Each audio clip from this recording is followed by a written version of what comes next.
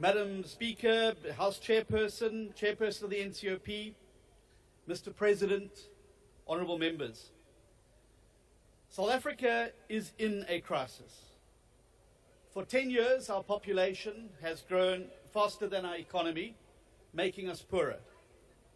We have the highest unemployment rate on earth, and that has now been the case for decades.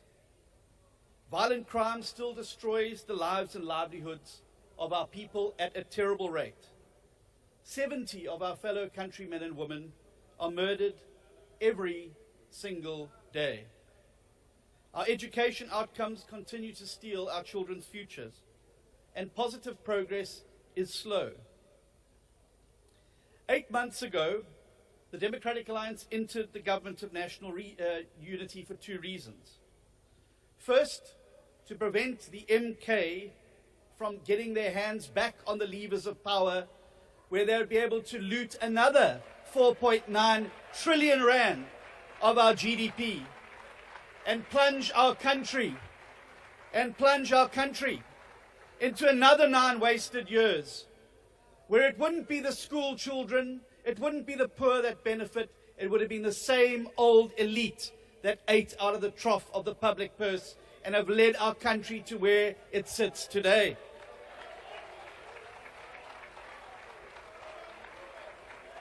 But we also joined the Government of National Unity. We joined the Government of National Unity so that we could play our part in helping to turn South Africa around. We joined the Government of National Unity to turn our country around so we can finally turn our back on the looting, the corruption and maladministration that typified the 9 wasted years under President Jacob Zuma.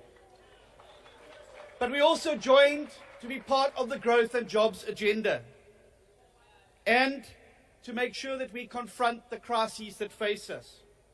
The truth is, we've persisted for far too long with policies that fail South Africa. State monopolies being bailed out over and over again. Excessive regulation that makes it harder for businesses to grow. Empowerment policies that benefited the few and not the many. And a tariff regime that pushes up prices with no benefit, even to the companies that those tariffs are meant to protect.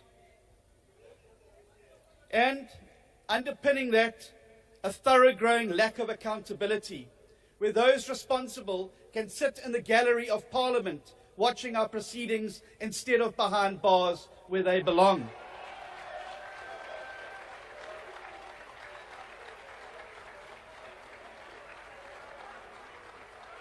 Worse still, in the face of this crisis, we've yet to respond with the urgency and determination to make a clean break from the past and to set forth boldly on a new path of success.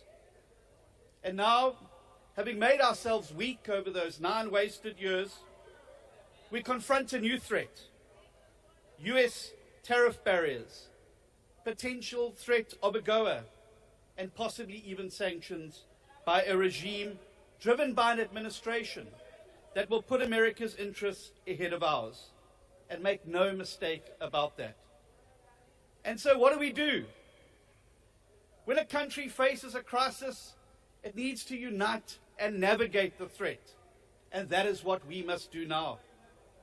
And the GNU must practice what it preaches. And that is why, in a variety of portfolios, we've taken a decision to focus like a laser beam on growth and jobs. And that was what the President set out in the SONA. I was in Ceres yesterday to mark the first shipment of South African apples to Thailand in 16 years. Just one example of how this government is opening up new markets for our agricultural products. Solly Malatsi's ministers on a mission to get fast, reliable broadband into the hands of millions of people in rural areas. Dr. Schreiber opening South Africa to skills and to tourists.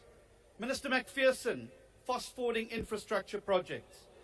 Honourable Minister Garube focusing on long-term education excellence through a strategic reorientation. And Minister George ensuring regulations to enable sustainable growth. We must turbocharge Operation Vulindlela. We must take up the World Bank's offer of a government-wide regulatory review. We must bring down the costs of living for our consumers. We must allow equity alternatives to ownership requirements in every sector. And we must make the bold decisions that are required to get our country moving forward. But there's one more thing we must do. There's one more thing we must do.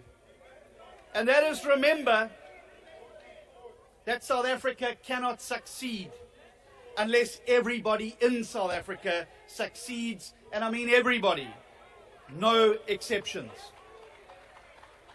And that means we must redress the wrongs of the past, but we must do so in a way that grows employment and grows our economy.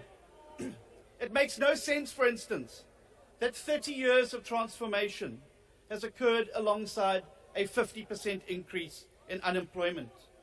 We cannot redress the past by compromising the present or sacrificing the future. We must ensure that we respect cultural and language rights, which exist precisely because South Africa is a diverse and divided country. And we must ensure that every single South African feels safe in their homes and at their place of work. And that includes our farmers and farm workers. The dismantling of the rural safety units was a catastrophic mistake, and it opened the door to a collapse of rural policing and the targeting of our farmers and farm workers of all races by violent criminals and syndicates. Just this weekend, I was in Tabanchu, in Vicksburg, and other parts of the Free State, with commercial farmers and small-scale black farmers, to listen to their heartbreaking stories about how they fear for their families' lives, and they are preyed upon almost monthly by syndicates of stock thieves who destroy their opportunity to grow their businesses.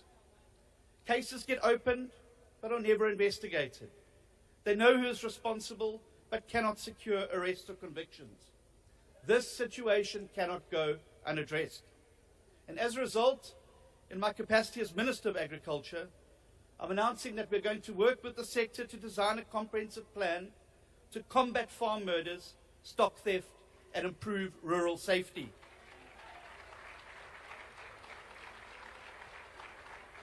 I look forward to collaborating with the Minister of Police and the entire Justice and Security cluster to bring an end to the scourge once and for all.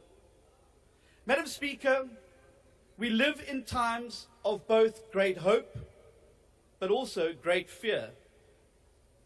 It is time for us as leaders, the people of this House, to lead by example. We should seek to unite, not to divide. We should seek to build, Mr. President, not to break. We should choose to reflect the best of ourselves and banish the worst. Madam Speaker, we must recognize the moment that we find ourselves in for what it is, a moment of great danger for the people of South Africa.